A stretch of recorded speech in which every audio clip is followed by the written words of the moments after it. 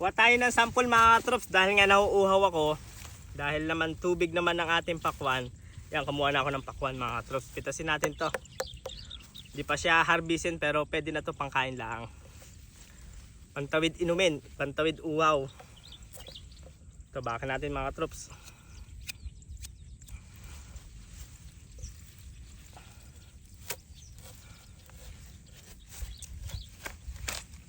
Ganda mga troops oh.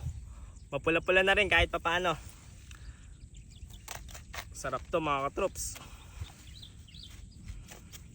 Basta ang ganda rin mga katrops ay namula sa puno, napakatamis na rin. Promise sa inyo.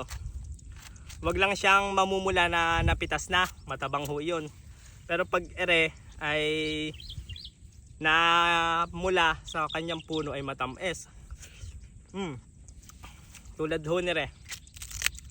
Sakto sa hinog, sakto pa lang.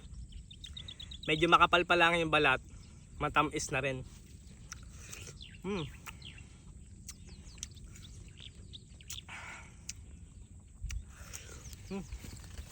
Sarap mga troops oh. Kain tayo ng pakwan.